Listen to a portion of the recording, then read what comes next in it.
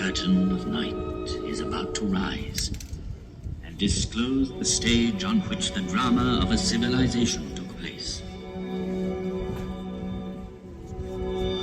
Those involved have been present since the dawn of history, pitched stubbornly against sand and wind.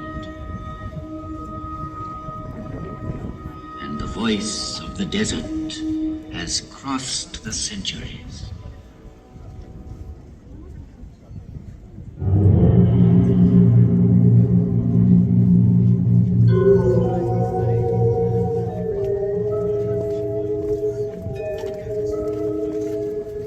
With each new dawn, I see the sun god rise on the far bank of the Nile. His first ray is for my face, which is turned toward